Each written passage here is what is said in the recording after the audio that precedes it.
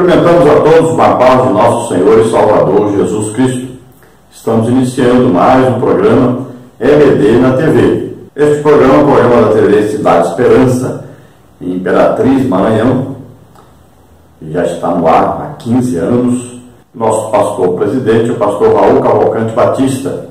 Nós estamos estudando nas revistas da CPAD deste trimestre o seguinte tema: Batalha Espiritual. O povo de Deus e a guerra contra as potestades do mal. E nós temos como comentarista da CPAD deste trimestre o pastor Ezequias Soares, que é pastor-presidente ali em Jundiaí, São Paulo. Hoje estaremos estudando a lição de número 5, que tem como título Um inimigo que precisa ser resistido.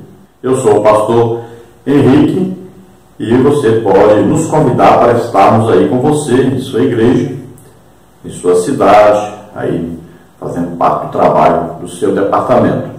Podemos fazer palestras de escola bíblica dominical, fazer para, por exemplo, professores, superintendentes, obreiros, interessados. Nós estamos chegando de Xambiuá, no Tocantins, onde nós estivemos ali.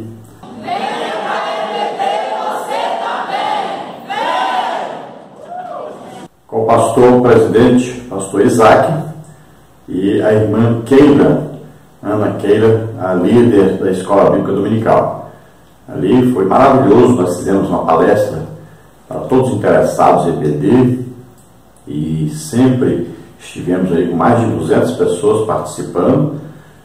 Ali Jesus fez maravilhas, além de nós aprendermos a palavra do Senhor, nós também ministramos curas, teve mais de 50 pessoas curadas, várias pessoas libertas, e tivemos também 12 almas que aceitaram Jesus como Senhor e Salvador. Então nós fizemos as palestras, nós podemos fazer palestras na sexta, no sábado e no domingo de manhã. Lá nós fizemos também domingo à tarde, e à noite nós fizemos o trabalho de encerramento para ganharmos almas, Fizemos evangelismo junto com várias pessoas da igreja, e no final do culto, então, Jesus salvou 12 almas, um fechamento maravilhoso do trabalho.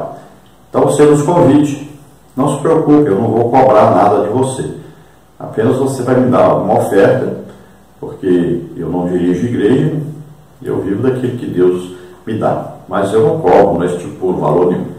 Então você pode nos ofertar da maneira que precisar.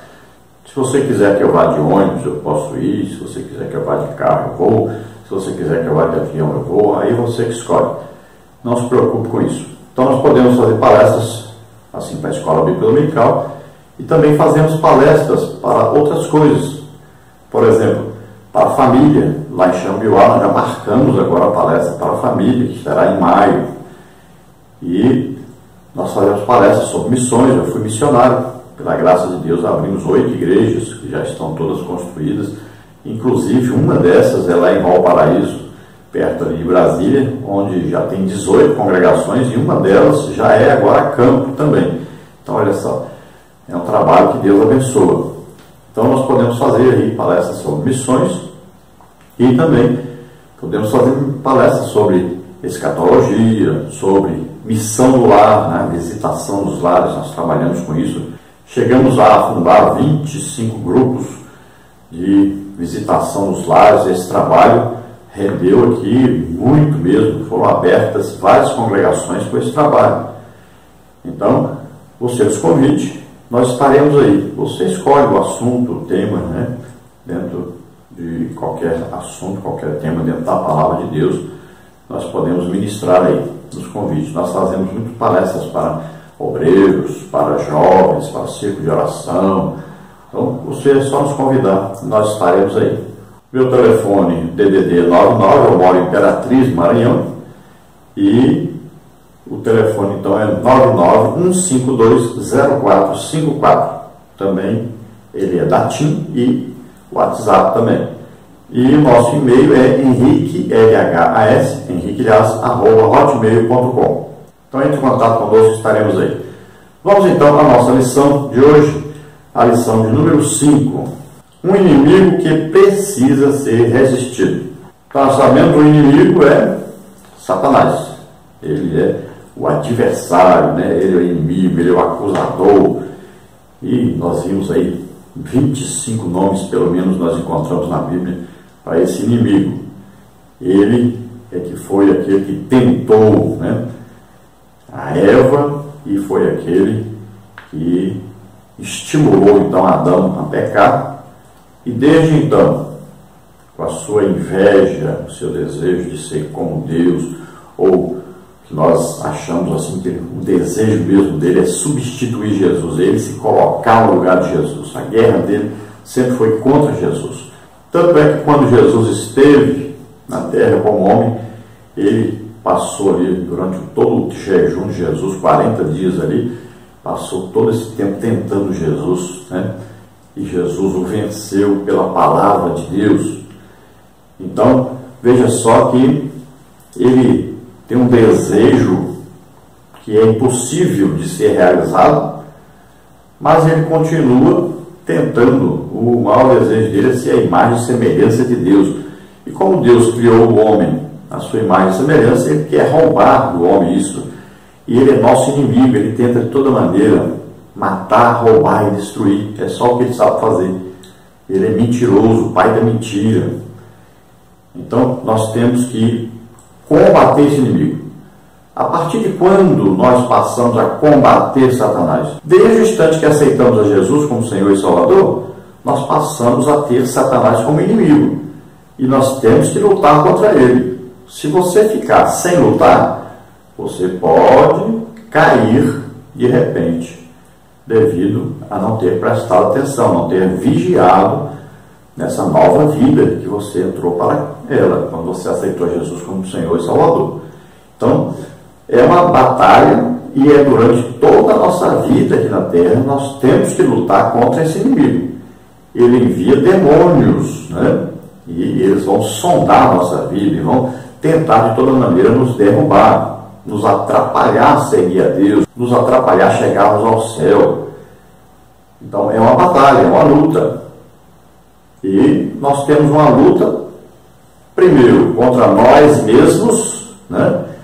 Que é a luta que nós temos que vencer, o que os desejos, né, da carne, as ambições, ou seja, concupiscências, né? Nós temos concupiscências dos olhos, concupiscências da carne, soberba da vida. Temos que combater tudo isso. E ele vai fazer o quê? Ele vai nos tentar para nos derrubar. E a maneira que ele faz é a mesma maneira que ele usou lá no Jardim do Éden. É sempre essas três coisas. Aí é concupiscência dos olhos, concupiscência da carne e soberba da vida. Sempre é assim que ele vai tentar. Se você olhar como ele tentou Jesus, desse jeito. Então lá no Jardim do Éden foi a mesma coisa, com Jesus a mesma coisa, e conosco é a mesma coisa. É sempre assim. Então nós temos que tomar cuidado. O que nós estamos olhando, né? O que nós estamos desejando, e santificarmos a nossa vida. Esta epístola que vai ser lida agora, essa parte da epístola, né, capítulo 4 lá de Tiago, nós vamos ver como vencer. E para vencer nós temos que ter uma vida santa e irrepreensível. Então essa epístola, ela nos ensina como nos aproximar mais de Deus, porque é só nos aproximando de Deus que nós vamos vencer Satanás. Só se nós tivermos uma vida santificada, separada para Deus. Aí então nós poderemos resistir ao diabo e ele então fugirá de nós. Vamos ver o que diz aí o texto áureo. Sujeitai-vos, pois, a Deus, resisti ao diabo, e ele fugirá de vós. Tiago 4,7. Olha aí, primeiro nós nos sujeitamos a Deus, entregamos a nossa vida a Deus, confiamos em Deus e mantemos íntima relação com Deus. O cristianismo é uma íntima amizade com Jesus, é uma íntima amizade com o Espírito Santo que mora dentro de nós. Olha só, é uma comunhão. Olha, no final do culto o pastor diz a comunhão com o Espírito Santo. Comunhão é ter tudo em comum. Então, para nos mantermos em amizade íntima com o Espírito Santo, nós temos que ter tudo em comum, os mesmos desejos, né? Qual é o desejo de Deus? A salvação de todas as almas.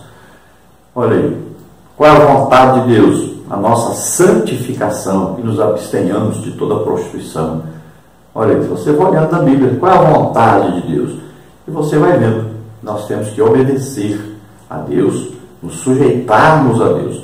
Assim nós seremos fortalecidos, estaremos sempre o quê? Orando, jejuando, estudando a palavra de Deus, estaremos sempre fortes espiritualmente para podermos vencer essa luta. Porque nós não lutamos contra carne e sangue, não é contra pessoas, mas contra Satanás e seus demônios, né? Então é uma região celestial, aí quer dizer o reino espiritual. Então se nós estivermos fortalecidos em comunhão com Deus, nós vamos resistir então a Satanás, resistir ao diabo, e ele vai fugir de nós. A verdade prática diz, o Senhor Jesus provou na tentação no deserto que o diabo não é invencível. Olha, Jesus foi tentado em todas essas coisas, né? Concupiscência dos olhos, concupiscência da carne e soberba da vida. E ele venceu Satanás. Ele usou o quê? Olha, ele estava em jejum, ele estava fazendo o quê? Orando. E como é que ele respondeu a Satanás? Usando a palavra de Deus. Então é simples, sempre é simples a resposta. Todo crente sabe disso. Olha, oração, jejum, estudo da palavra de Deus, conhecimento da palavra de Deus, conhecimento de Deus, intimidade com Deus. É simples. Então essas três coisas é que nos fazem ser fortalecidos e termos íntima comunhão com Deus, e assim nós vencemos todas as tentações, e sempre quando o inimigo vier nos atacar, nós resistimos a ele e ele foge de nós. Vamos ver a leitura bíblica em clássico, que está em Tiago 4, de 1 a 10, que diz assim: de onde vêm as guerras e pelejas entre vós? Porventura não vem disto, a saber, dos vossos deleites e dos vossos membros guerreiros? Cobiçais e nada tendes, sois invejosos e cobiçosos, e não podeis alcançar. Combateis e guerreais, nada tendes, porque não pedis. Pedis e não recebeis, porque pedis mal, para o gastardes em vossos deleites. Adúlteros e adúlteras, não sabeis vós que a amizade do mundo é inimizade contra Deus? Portanto, qualquer que quiser ser amigo do mundo, constitui-se inimigo de Deus. Ou cuidais vós que em vão diz a Escritura, o Espírito que em nós habita tem ciúmes? Antes dá maior graça, portanto diz, Deus resiste aos soberbos, dá porém graça aos humildes. Sujeitai-vos, pois, a Deus, resisti ao diabo, e ele fugirá de vós. Chegai-vos a Deus, e ele se chegará a vós. Limpai as mãos, pecadores, e vós de duplo ânimo, purificai o coração. Senti as vossas misérias, e lamentai, e chorai. Converta-se o vosso riso em pranto, e o vosso gozo em tristeza. Humilhai-vos perante o Senhor, e ele vos exaltará. Glória a Deus. Aleluia.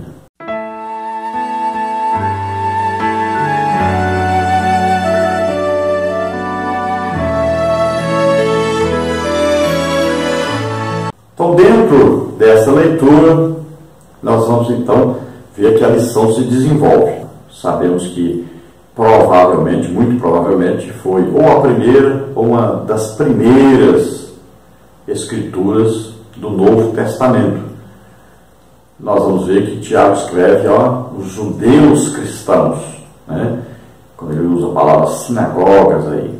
Nós sabemos que em Jerusalém a igreja se reunia no próprio templo e nas casas, e também por toda a parte onde os cristãos iam, né? Eles se converteram. Nós vemos que quase 3 mil pessoas se converteram aí em Jerusalém no dia de Pentecostes, né? A igreja depois sofreu perseguição, espalhou por toda a parte, e então Tiago, que era líder da igreja, era irmão de Jesus, que o outro Tiago foi morto à espada por Herodes, né?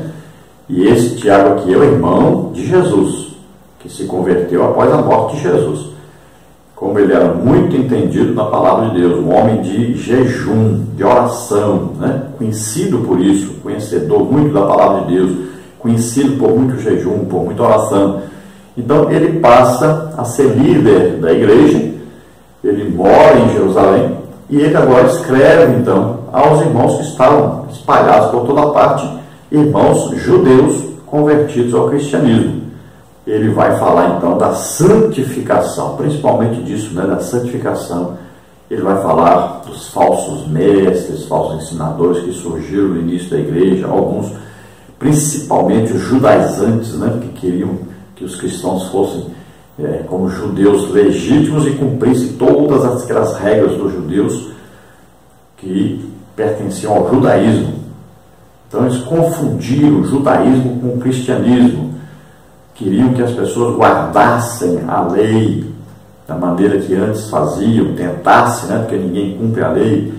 Queriam que as pessoas então cuidassem de cumprir todas as normas alimentícias, né, guarda do sábado, tudo eles queriam que seguissem a mesma coisa, fizessem a circuncisão, tudo a mesma coisa. Então queriam exigir que os cristãos fossem, na verdade, judeus do judaísmo e guardando as coisas do quê? Principalmente do Talmud, que o Talmud era um livro de regras que eram interpretações da palavra de Deus, né, principalmente da lei. Então eram interpretações e coisas acrescentadas, não foram mandadas por Deus. Então esses judeus, chamados judaizantes, queriam que o povo seguisse essas coisas. Então Tiago escreve aos irmãos sobre isso, escreve falando da perseguição que eles estavam sofrendo, muitos por causa da perseguição no início do cristianismo, né? Eles estavam deixando de ser cristãos por causa disso. Então ele escreve falando essas coisas, fortalecendo os irmãos, incentivando a continuar. E nessa luta que eles estavam passando agora contra Satanás, que muitos deles nem percebiam que estavam na luta. Então Tiago escreve sobre isso, que eles estavam numa luta e precisavam vencer essa luta. Para vencer a luta, tinham que estar junto de Deus, unidos a Deus, em intimidade com Deus, uma vida santificada, irrepreensível. Irrepreensível onde? No espírito, na alma e no corpo. O homem é uma tricotomia, né? Então precisa ser fortalecido nessas três áreas. Veja bem, espírito, muita oração. Alma, muita leitura e estudo da Bíblia. E corpo? O corpo você não acrescenta, você tira. Então, jejum. O corpo se domina com jejum. Espírito se fortalece com oração e alma se fortalece com a palavra de Deus. Então, não se esqueça, a lição é para falar sobre resistência ao diabo. Luta contra o diabo, vencer o diabo. Então, duas palavras muito importantes na leitura. Então, a primeira palavra é o que? Deleite. O que é deleite? Deleite é um desejo por prazer. Principalmente o que? O prazer do corpo. O que o corpo quer? Comer, beber, dormir e sexo. Mas qual é o problema disso? Não tem problema. O problema é o corpo quer comer, glutonaria, comer excessivamente. Ele quer beber. Qual é o problema? Ele quer beber bebida alcoólica. Ou, por exemplo, Coca-Cola, né? Está matando muita gente aí, causando a úlcera, a gastrite, né? Fazendo pessoas ter pedra nos rins, na vesícula, essas coisas. Então a pessoa quer beber alguma coisa que faça mal. Agora, qual o outro problema? Comer, beber, dormir. Dormir tem problema? Não, o problema é dormir demais, é a preguiça, né? Então a pessoa está deitando muito tarde, assistindo filme pornográfico, às vezes vai para um restaurante, passa lá até de madrugada conversando, falando mal da vida alheia e tal. Aí chega de manhã, na hora de levantar de madrugada para orar, né, para estudar a Bíblia, não pode, porque dormiu tarde demais. Então é o dormir excessivamente. Então comer, beber, dormir, mas ainda tem o que? O sexo. Qual é o problema de sexo? Entre o casal, não tem problema. O casal pode fazer sexo. Agora, pode e deve. O problema é o quê? É a prostituição, que é o sexo entre jovens, entre pessoas que não são casadas, né? E o adultério, que é sexo entre pessoas que é casada com outra pessoa, fora do casamento. Então, o problema é esse, é o sexo fora do casamento. Qualquer ato sexual fora do casamento é pecado. E aí inclui o quê? A masturbação, não é? Então, sexo fora do casamento é pecado, o problema é esse. Então, o corpo deseja essas coisas, nós temos que lutar contra isso. E o corpo só pode ser dominado por jejum, e a alma é a sede das nossas vontades, dos nossos desejos. A alma que comanda o nosso ser. Então essa alma tem que estar sendo alimentada pela palavra de Deus, porque na palavra de Deus é que se encontra o que é certo e o que é errado. O que pode fazer e o que não pode fazer. Então na alma que vai estar o quê? O comando. Vou fazer ou não? Vou para cá ou não? Então a pessoa, por exemplo, domingo, levanta de manhã. O que acontece? O corpo, se ele gosta de dormir, quer dormir. Descansar. E o espírito, que é o quê? O espírito vai puxar para o lado da escola, aprender a palavra de Deus, né? Quer ir para a igreja. A alma fica no meio. Se a alma está sendo alimentada pela palavra de Deus, a pessoa vai. Se não está sendo alimentada pela palavra de Deus, a alma se junta com o corpo, ficam dormindo e não vão para a escola bíblica dominical. É uma luta que existe entre o espírito e o corpo, né? E a parte espiritual e a parte que pode levar o homem para a carnalidade, obedecer o corpo. Então a alma está aí no meio, ela que vai comandar. Então ela precisa ser alimentada pela palavra de Deus. E o espírito então é aquele que nos liga ao reino espiritual, ao reino invisível. Tanto pode conduzir a pessoa para o lado de Satanás, como pode conduzir a pessoa para o lado de Deus. Então vai depender aí, olha só, da leitura bíblica, do jejum, né? E da oração. O Espírito é fortalecido pela oração. Então, ao aceitarmos a Jesus como Senhor e Salvador, o Espírito Santo veio morar em nós. Ele faz morada em nós, ele está dentro de nós, conversa conosco, ele nos conhece em tudo, íntimo de nós, sabe as nossas vontades, desejos, tudo. Então, é a pessoa que mora dentro de nós. Nós temos que manter uma íntima comunhão com o Espírito Santo para podermos vencer, então, as lutas. Olha aí, vamos fortificar, né, a nossa vida, vamos santificar a nossa vida, nos separar para Deus, estar em intimidade com Deus, e aí o diabo fugirá de nós. A outra palavra interessante é ciúmes, né? Diz que o Espírito tem ciúme de nós. Esse ciúme aí, o que é? Não é esse ciúme doentio que as pessoas têm, o ciúme aí, causado pelo quê? A pessoa não se considera suficiente para ter a outra pessoa, para morar com a outra pessoa, manter um casamento com a outra pessoa, né? Então ele se frustra e ele fica com ciúme de todos, porque ele não é como os outros, não pode ser como os outros, pensa que não pode agradar a pessoa como os outros podem, então ele começa a ter ciúmes devido à sua incapacidade. Frustração por não poder ser ou ser aquilo que a outra pessoa gostaria que a gente fosse. Agora, Deus não é assim. Deus não tem sentimento ruim, é espiritual, totalmente espiritual. Não tem nada de ruim de Deus, nada vem de ruim de Deus. Na verdade, Deus é o quê?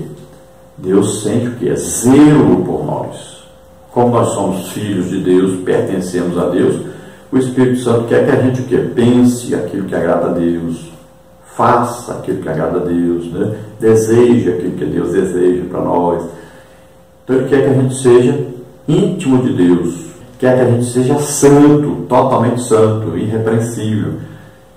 Então, quando a gente faz alguma coisa errada, ou pensa alguma coisa errada, ou deseja alguma coisa errada, o Espírito Santo tem zelo por nós. Então, ele gostaria que a gente fizesse de outro jeito, e a gente acaba não ouvindo o Espírito Santo, e por isso faz as coisas erradas e vai para um rumo errado, pensa coisa errada, deseja coisa errada e faz coisa errada, né? Pecamos. Mas por quê? Porque nós não obedecemos à voz do Espírito Santo, à orientação do Espírito Santo. Veja que Jesus era guiado pelo Espírito Santo, orientado pelo Espírito Santo todo o tempo. Por isso, sempre agradou a Deus, né? Então nós temos que ser assim, nós temos que ouvir a voz do Espírito Santo, a direção do Espírito Santo, mas para isso temos que manter íntima comunhão com Ele. Nesta lição, então, teremos os seguintes tópicos e seguintes subtópicos. Tópico 1, a Epístola de Tiago. Subtópico 1, destinatário. Subtópico 2, conteúdo. Subtópico 3, tema. No tópico 2, os deleites da vida. Subtópico 1, guerras e pelejas. Subtópico 2, os deleites. Subtópico 3, cobiçosos e invejosos. Subtópico 4, adúlteros e adúlteras. No tópico 3, resistindo ao inimigo. Subtópico 1, Tiago apresenta a receita para resistir o inimigo. Subtópico 2, a submissão a Deus. Subtópico 3, os lamentos e os resultados. Vamos então à introdução. Essa seção da Epístola de Tiago é, em outras palavras, um chamado à santidade. A carta dirigida aos cristãos no primeiro momento da história sagrada. Tiago mostra que resistir ao diabo já era um bom começo. A presente lição esclarece por que devemos resistir às paixões e mostra ainda que a amizade comum é inimizade contra Deus.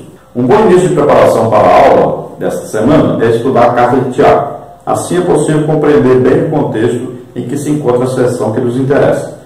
Logo será possível perceber em seus estudos que o contexto da seção versa a respeito do chamado à santidade. Esse procedimento é importante porque a ausência dele permite ao movimento moderno de batalha espiritual distorcer e forçar tanto o texto bíblico. Então, se nós vamos estudar sobre como vencer o inimigo, Satanás, então nós temos que saber que para poder vencer, nós temos que estar em íntima comunhão com Deus. E nós vamos ver exatamente isso nesta parte aqui da Epístola de Tiago. Então ele vai falar com os cristãos, os primeiros cristãos, que eles entraram numa luta contra Satanás, e para vencer essa luta, eles precisam se santificar, se separar para Deus. Precisam lutar contra si próprios primeiro, para poder vencer a luta contra Satanás, que está fora. Olha só, primeiro a luta interna, vencer a si mesmo, né? É a santificação, separação para Deus. Então nós vamos lutar contra todos os nossos pensamentos, desejos, atos, né? Tudo aquilo que nos chama para longe de Deus, nós vamos lutar contra isso. E aí fala do mundo, então, né? Com as suas concupiscências, seus desejos, suas ambições, né? Então vai falar das coisas que podem atrapalhar a nossa vida, aquilo que vem chamando a gente, vem para cá, né? Vamos dar um exemplo. Faz uma propaganda aí de um homem muito rico, tem um barco, né? Tem um avião, tem um carro bonito, uma mulher bonita e tal. Aí tem lá uma bebida alcoólica. Então o que é isso? É um chamamento. Olha, você vem para cá, bebe essa bebida que você vai ter isso tudo que esse homem tem. Olha só. Então é um chamamento, Satanás faz isso. O nosso inimigo, ele vem chamando a gente, vem para cá, né? Com falsas promessas, né? Mas ele não mostra aquela pessoa com a cirrose hepática morrendo, né? Ele não mostra nada, ele não mostra aquele homem espancando a sua mulher porque chegou bêbado aí em casa, ele não olha o sofrimento dos filhos, ele não olha nada. Ele não vai falar sobre isso. Então ele chama, atrai a pessoa com coisas atrativas para a pessoa, né? E a pessoa vai e lá atrapalha toda a sua vida. Então qual é o problema hoje das pessoas que ensinam batalha espiritual? É porque eles ensinam muito sobre o reino espiritual, né? E achar que podem exigir, mandar em Deus e tudo mais, mas eles não ensinam que a pessoa primeiro tem que vencer ele próprio, que a pessoa primeiro tem que ser santo, senão ele não vai conseguir vencer a luta. E o mais importante da batalha espiritual é essa luta contra nós mesmos. O principal inimigo nosso é nós mesmos.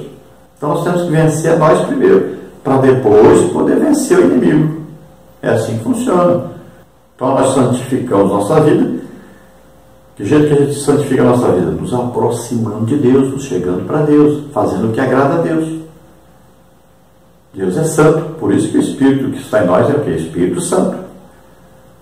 Então nós temos íntima comunhão com o Espírito Santo. Aí somos fortalecidos em Deus. Então quando o diabo vem com a tentação, né, então nós vencemos e ele foge. É assim que funciona.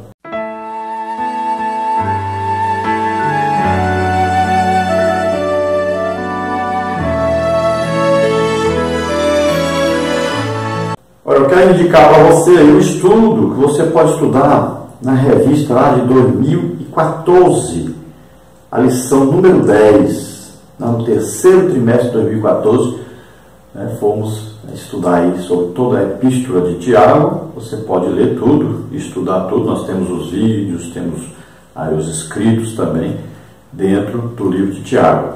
E essa lição número 10 fala sobre este assunto que nós lemos hoje, no capítulo 4 de Tiago. Então você pode consultar lá, será importante para você aprender mais um pouco sobre o livro de Tiago, estudando esse terceiro trimestre de 2014. Tópico 1, então, Epístola de Tiago. Nós vamos ver, então, subtópico 1, destinatário, subtópico 2, conteúdo, e o subtópico 3, tema. Então, a Epístola de Tiago é o escrito mais antigo do Novo Testamento e tem por objetivo evitar desentendimentos entre os discípulos de Cristo. Segundo a maioria dos expositores bíblicos, a sua composição não vai além do ano 45 depois de Cristo. Então, sabemos que Tiago, irmão do Senhor, escreveu a Epístola de Tiago, aí por volta do ano 45 depois de Cristo, logo 15 anos mais ou menos depois ele morre, no ano 60 depois de Cristo. Então ele escreveu aí uns 15 anos antes da sua morte. E principalmente ele escreve para evitar desentendimentos entre os primeiros cristãos, né? Principalmente por causa dos judaizantes que estavam se intrometendo no meio da igreja, no início da igreja. Subtópico 1, então, destinatários. A carta foi dirigida especificamente aos primeiros cristãos dispersos de origem judaica pelo vasto Império Romano, Tiago 1, e de maneira geral a todos os crentes em Jesus, em todos os lugares, em todas as épocas. Trata-se de um livro prático, muito próximo do Sermão do Monte, proferido por Jesus em Mateus 5 a 7, e importantíssimo para a conduta do cristão. Então você pode se lembrar aí que em Atos capítulo 2, os primeiros cristãos ali, os discípulos estavam reunidos, foram batizados do Espírito Santo, Pedro pregou, quase 3.000 pessoas aceitaram, saíram por toda parte pregando o Evangelho, e depois o Evangelho começou a crescer, desenvolver, aí veio a perseguição, se espalharam por toda parte. Então Tiago está escrevendo a esses cristãos judeus, tá? Então aqueles que eram convertidos ao judaísmo e aceitaram Jesus como Senhor e Salvador. Serve para nós hoje, serve para todos os cristãos em todas as épocas. É um livro extremamente prático, não fala muito de cristologia, cita Jesus só 2 vezes, mas é um livro prático, de uma vida prática de santificação. Para você entender melhor o livro, você estuda lá Mateus, né, capítulo 5 até o capítulo 7. E também Provérbios, tem muita coisa de Provérbios. Subtópico 2, conteúdo. O conteúdo da epístola parece confirmar essa atividade, isso pelos aspectos cristológicos praticamente ausentes. O nome de Jesus só aparece 2 vezes nos 5 capítulos, Tiago 1, 2, 1. Há pouco ensino doutrinário, pois a Assembleia dos Discípulos era ainda tida como sinagoga, porque se entrar na sinagoga de você, um homem, Tiago 2, 2, Nova Almeida atualizada. O termo igreja aparece aqui em Tiago 5,14, mas o emprego da palavra sinagoga como alternativa mostra que Tiago vem de uma época em que os discípulos eram chamados de o movimento de Jesus. Então não é uma epístola como as de Paulo, né, que fala muito da doutrina, né, das coisas essenciais do cristianismo. E Tiago aqui está escrevendo então aos primeiros cristãos que congregavam-se ainda nas sinagogas, não era uma coisa assim separada ainda da igreja, não tinha nenhum prédio de igreja, né? Às vezes se congregavam na casa de algum irmão, mas essencialmente se congregavam ainda nas sinagogas, e ali havia problemas seríssimos, né? Porque havia um enfrentamento. Então um queria seguir o Talmud, outro queria seguir Jesus, a liberdade em Cristo, né? Porque a sinagoga era destinada ao ensino da lei, né? O cumprimento da lei, a guarda da lei, né? E dos preceitos judaicos. Subtópico 3, tema. Ao separar a fé das obras, a epístola enfatiza o cristianismo prático e nos dá munição para resistir ao inimigo e ao pecado. Tiago retoma o tema tratado no capítulo anterior sobre a amarga inveja e sentimento faccioso em vosso coração, Tiago 3,14. Próprio de uma sabedoria terrena, animal e diabólica, Tiago 3,15. E presentes na vida daqueles primeiros cristãos. Esses problemas vêm atravessando os séculos de hoje, não é diferente, pois o problema da natureza humana permanece o mesmo. O ensino aqui está tratando do caráter cristão que precisa ser afinado com o sentimento de Cristo. Veja, não há contradição entre Paulo e Tiago, né? Paulo diz que nós somos justificados pela fé e não pelas obras, né? Então a salvação é o que? Pela graça de Deus, mediante a fé. Mas é a graça de Deus aí, Jesus que morreu por nós. Ele levou nossos pecados sobre ele, nós não fizemos nada para sermos salvos. Já Tiago ensina o seguinte: se você é salvo, então você tem que praticar boas obras. Por quê? A comunhão com Deus vai nos levar a amar as pessoas. Se nós amamos as pessoas, nós queremos ajudar as pessoas. Então não há contradição, né? Paulo está falando de uma vida cristã e falando a respeito da salvação da pessoa, que não tem nada a ver se ele fazia alguma obra ou não. E Tiago está falando de uma vida cristã na prática cristã, no viver cristão. Olha só, Paulo fala de uma fé interna, né? E Tiago está falando de uma demonstração da fé externa. Como é que alguém vai saber se você é filho de Deus realmente? Não é só de olhar para você. Então ele vai olhar o que você fala, o que você faz, né? O que você prega, o que você ensina, tudo que está lá de fora. Não olha lá dentro. Não tem jeito de saber. Não tem jeito de ele olhar para você se ele é o Espírito Santo lá dentro. Então, para ele saber que você tem o Espírito Santo, ele vai olhar lá de fora. O que você faz, né, para a sua vida cotidiana. Então, Tiago fala dos primeiros cristãos, que muitos, né, tinham ainda aqueles sentimentos facciosos de brigar, discutir, principalmente discutir sobre genealogia, né, sobre a guarda do sábado, sobre o tipo de comida que podiam comer e várias outras coisas. Então eles discutiam, brigavam muito e muitos deles chegavam até mesmo à violência, né? Então Tiago fala sobre isso. Cuidado, porque esse tipo de comportamento, né, pode ser um comportamento orientado por demônios. Então você tem que evitar isso a todo custo, tem que lutar contra isso, porque isso pertence à vida passada e não à vida agora com Deus.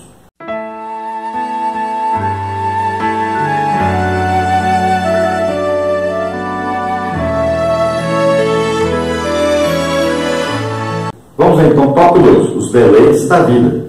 E aqui nós temos subtópico 1, guerras e pelejas, subtópico 2, os deleites, subtópico 3, cobiçosos e invejosos, subtópico 4, adúlteros e adúlteras. Então Tiago emprega aqui uma metáfora que ainda hoje usamos em nossos debates, discussões e conversas sobre dificuldades nas mais diversas áreas da vida. Subtópico 1, então, guerras e pelejas.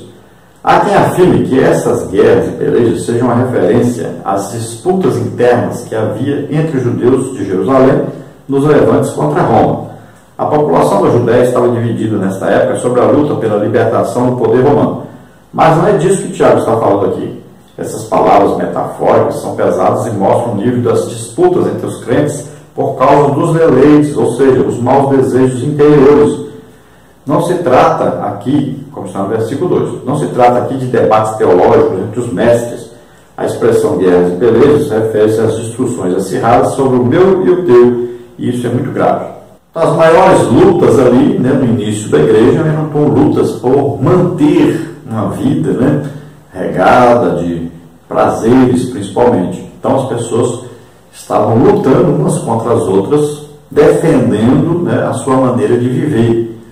Então, por exemplo, os judeus são muito comerciantes. Imagine aí, né, os cristãos novos, convertidos, como fazer para disputar com os judeus que não eram convertidos. Então as pessoas viviam numa luta desenfreada por ganhar dinheiro. Não é muito diferente de hoje, né? Então, se as pessoas que não são crentes, elas aí aceitam suborno, subornam, né, fiscais e tudo mais, e pessoas que não pagam imposto direito e tudo, como é que os cristãos podem competir no mercado desse? Se a pessoa não paga imposto direito, ou às vezes nem paga, como é que você que paga o imposto vai competir com aquele que não paga? Como é que você vai ter o mesmo preço, né, de venda se aquele não tem a mesma despesa que você tem?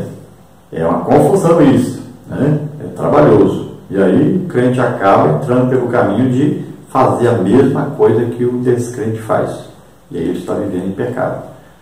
E aí ele abre espaço para o diabo perturbar a vida dele. E é claro que também havia umas brigas, as discussões teológicas, né? Era muito diferente o judaísmo do cristianismo. Então os cristãos se iam congregar na sinagoga, acabavam brigando uns com os outros. Subtópico 2, então, os deleites. Os maus desejos que eram a motivação dessas pelejas dos vossos deleites, versículo 1. O termo deleites, no versículo 1 e 3, é edonei, que aparece 5 vezes no Novo Testamento para descrever deleites ou prazeres ilícitos. Como está em Lucas 8,14, Tito 3,3, Tiago 4, 1 e 3, 2 de Pedro 2,13. Originalmente, significa o prazer experimentado pelo sentido do paladar, posteriormente por meio dos outros sentidos, e na mente no período helenista. O conceito se restringiu ao significado de gozo sensual, deleite sexual. É a procura indiscriminada do prazer. O hedonismo permeia o pensamento pós-moderno. Hoje, qualquer esforço disciplinado ou mínimo de sacrifício para se atingir um objetivo são tratados com profundo desgosto. Então, o deleite aqui é uma busca por um prazer, né? E aí o prazer, na maioria das vezes, tem a ver com prazer sexual, né? Tem a ver com prazer de beber bebida alcoólica, né? Então aqui tem a ver com aí os desejos do corpo, aquele desejo de dormir muito, comer muito, beber bebida alcoólica, prostituir, adulterar. Então são essas coisas. Então a luta dos primeiros cristãos era essa: como fazer? Eu continuo vivendo daquele jeito, querendo agradar, ter prazer nessas coisas todas. Para isso eu preciso combater os outros, passar por cima dos outros, né?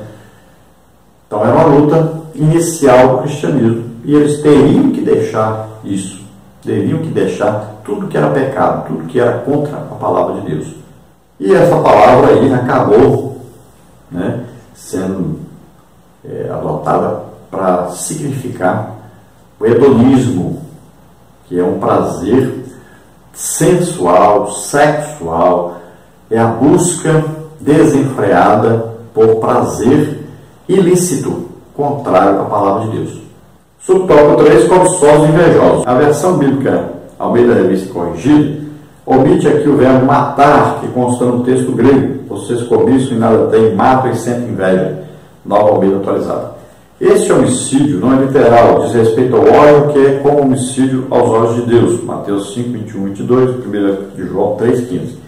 A cobiça é o desejo excessivo de possuir o que pertence ao outro. E a inveja é um sentimento de tristeza e pesar pela alegria, felicidade e sucesso de outra pessoa. O cristão deve se contentar com o que tem. Lucas 3,14, Filipenses 4,12, Hebreus 13,5. Cabe aqui ressaltar que esse ensino não é uma apologia à pobreza e à miséria, pois não é pecado desejar e buscar de maneira lícita tudo que é útil à vida, desde que os nossos desejos sejam afinados com os de Deus. Então a cobiça e a inveja aqui, né? Cobiçar é desejar que o outro tem. Por exemplo, o adultério vem de quê? Do desejo pela esposa do outro, pelo marido do outro, né? Cobiça.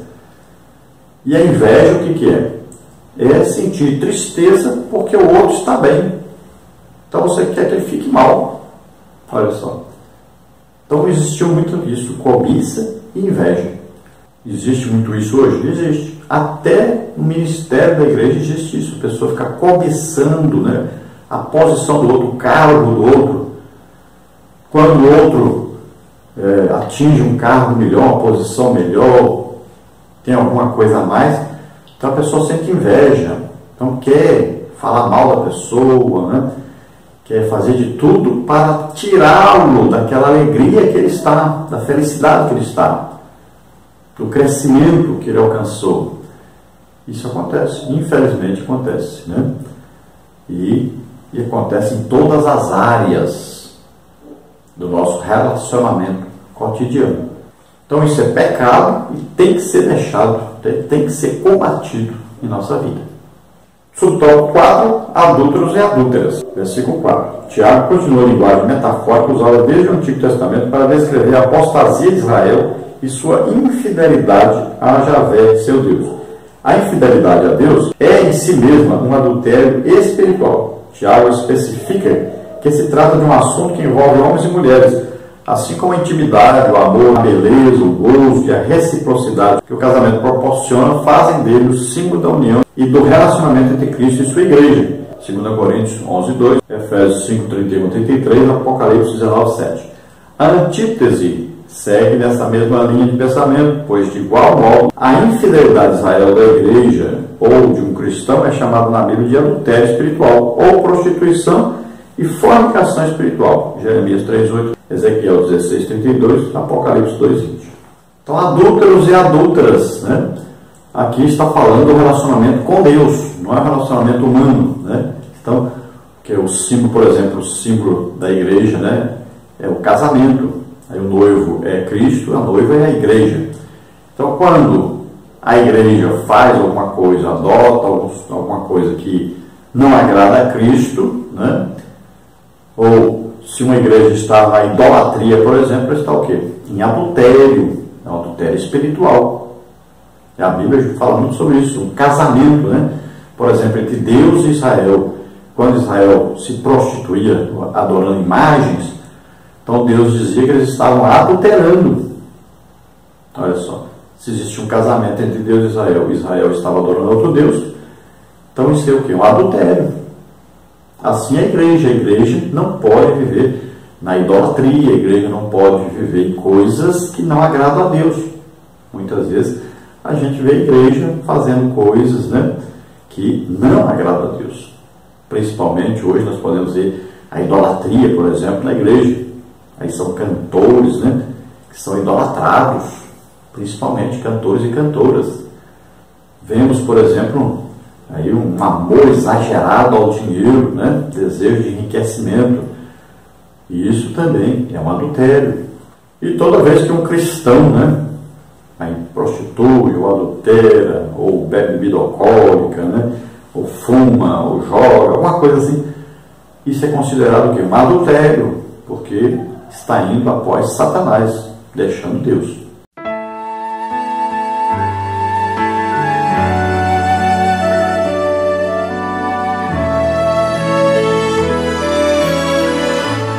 Vamos então ao nosso último tópico. Tópico 3, resistindo ao inimigo. Subtópico 1, Tiago apresenta a receita para resistir ao inimigo. Subtópico 2, a submissão a Deus. Subtópico 3, os lamentos e os resultados.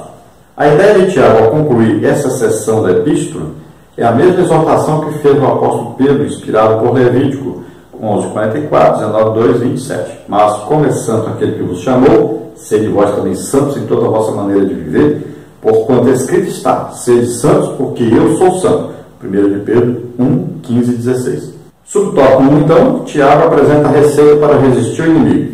Ele mostra que o Espírito Santo está em nós, versículo 5, o que é confirmado em outras partes do Novo Testamento, 1 Coríntios 3:16, 6:19, Efésios 2:22. Na verdade, o cristianismo é a única religião do planeta que tem o Espírito Santo, João 14:16, 17. Assim, o Espírito Santo em nós não quer um coração dividido, é com ciúme que por nós anseia o Espírito que ele fez habitar em nós. Versículo 5, Nova Almeida atualizada. Essa vantagem nos permite viver uma vida santa e resistir ao inimigo. Nisso temos a ajuda de Deus, que resiste aos soberbos, dá amor em graça aos humildes. Versículo 6. Então nós vemos aqui que Tiago nos orienta a mantermos contínua, né, e grande, forte comunhão com o Espírito Santo. Tá? Essa é a diferença grande que existe entre nós e aqueles que não são salvos.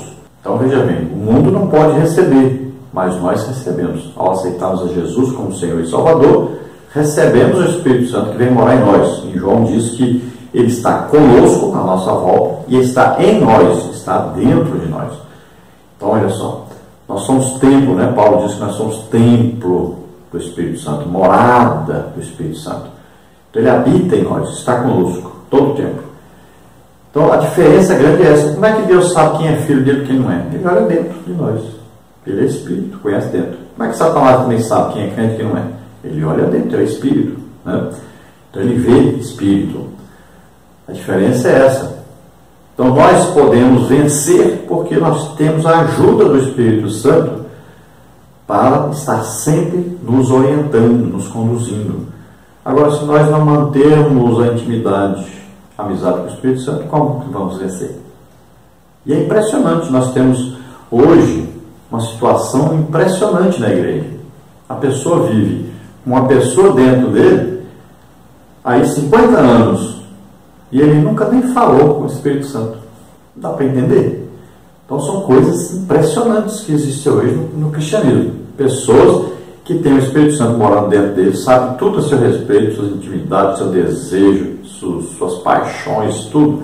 Tanto coisas boas como ruins, sabe tudo. E ninguém nem conversa com ele. Nunca pede nem orientação. Vai, compra, vende, veste, canta, faz tudo. Nunca pergunta: o que o senhor acha do Espírito Santo? Agrada o senhor ou não? Nunca. Parece que nem existe o Espírito Santo. Mas quando Jesus vier nos buscar, qual a identificação? Quem é que sobe? Quem está cheio do Espírito Santo, em comunhão com o Espírito Santo. Senão não sobe. Agora existe um problema sério: o Espírito é santo. Então mantenha a sua vida em santificação. Subtópico 2 é a submissão a Deus. Essa submissão e humildade a Deus é descrita de várias maneiras como resistir ao diabo, versículo 7, e se aproximar de Deus, limpar as mãos, voz de duplo ânimo, como está no versículo 8. Então, o duplo ânimo diz respeito aos crentes indecisos, divididos em suas decisões entre Deus e o mundo. Tiago 1,8. Jesus diz que ninguém pode servir a dois senhores, Mateus 6,24. As mãos são instrumentos das ações e o símbolo de toda conduta. Para que elas sejam limpas, é necessário primeiro um coração purificado. Salmos 24,4, 1 de Pedro 1,22. Então, submissão a Deus quer dizer estar debaixo da orientação de Deus, agradando a Deus, fazer tudo para agradar a Deus. Isso vai desagradar ao diabo, vai desagradar os demônios, vai desagradar muitas pessoas, Então você tem que agradar a Deus. Agora uma coisa interessante, olha, se conta uma coisa interessante, que a pessoa estava em cima do muro. Muita gente hoje está assim, muito crente está vivendo hoje assim, em cima do muro, que a gente chama de crente Raimundo, Um pé na igreja, um pé no mundo. Às vezes a pessoa fala: você é um crente ioiô, uma hora está em cima, outra hora está embaixo.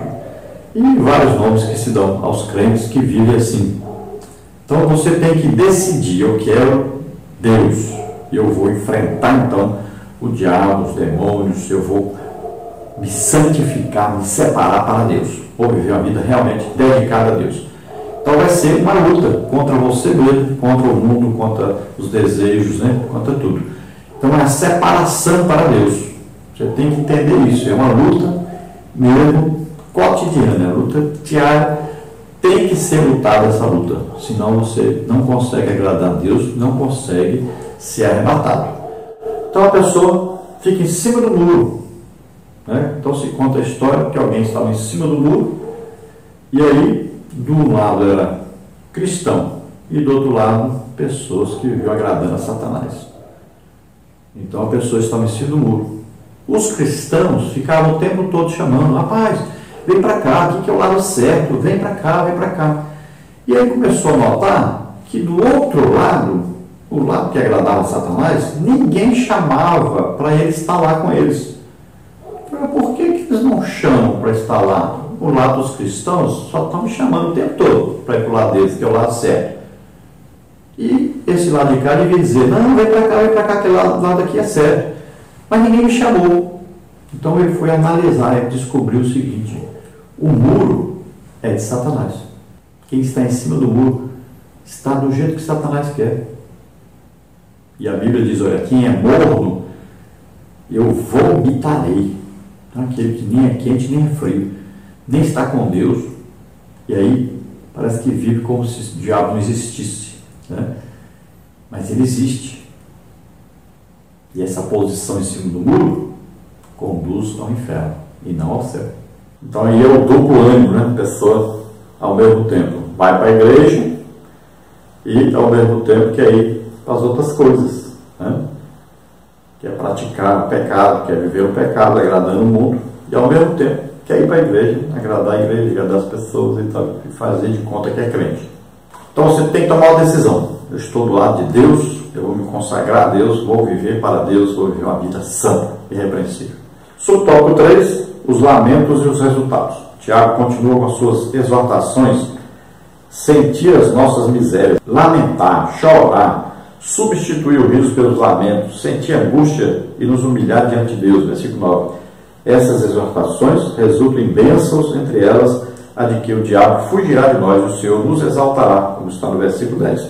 Trata-se de uma vitória completa em Cristo. Então Tiago vai falar aqui que vai existir uma luta, e uma luta feroz contra o pecado. E aí nós vamos ter que sofrer, chorar, lutar, gritar, lamentar, né? É uma luta. Você tem que vencer esses desejos carnais.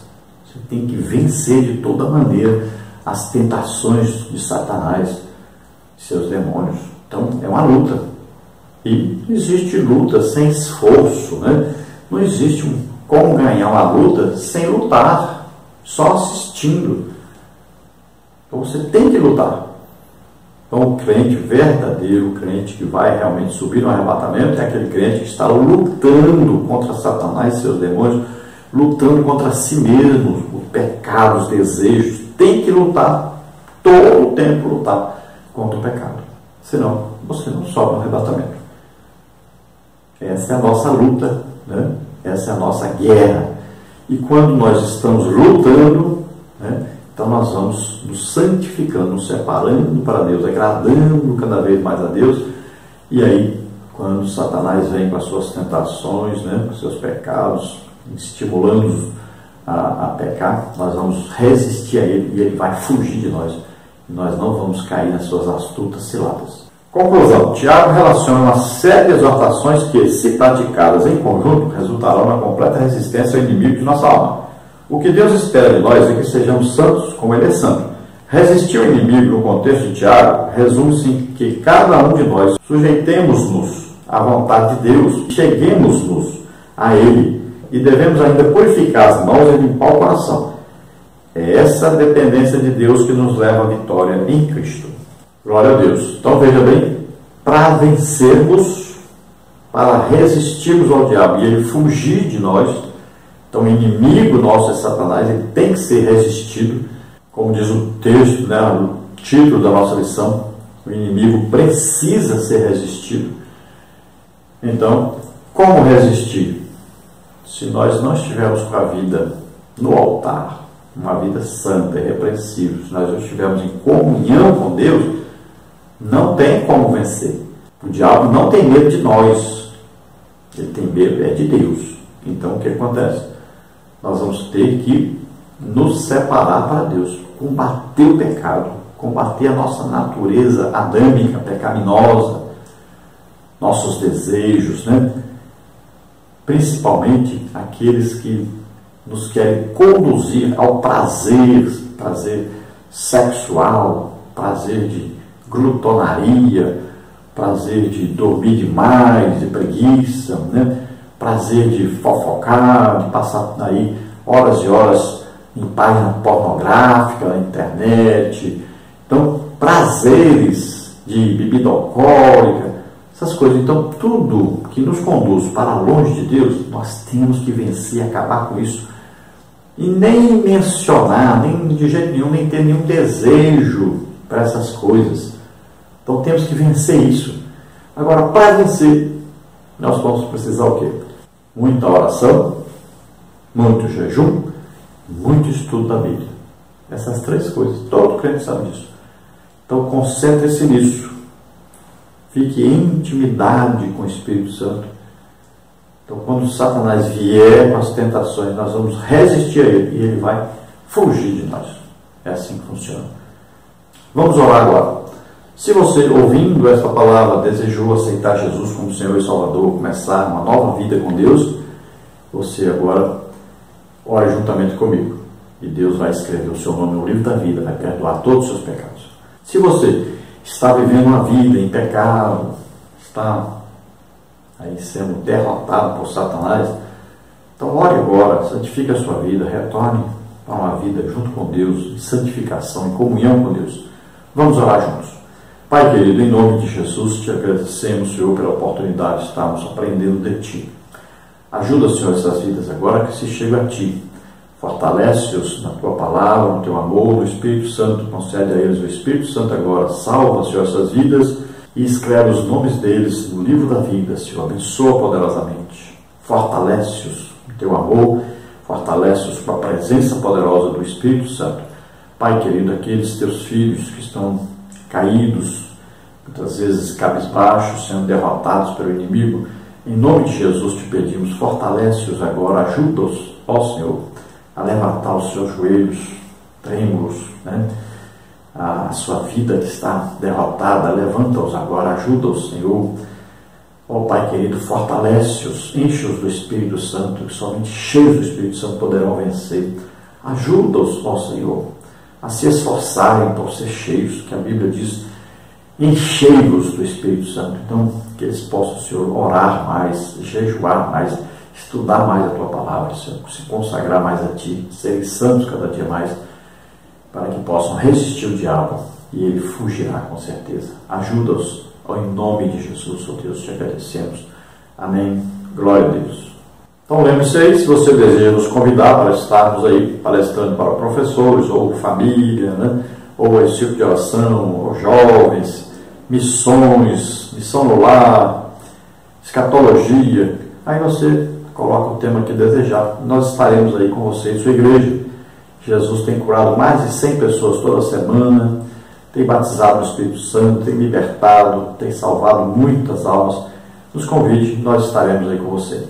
Deus abençoe a todos, a paz do Senhor.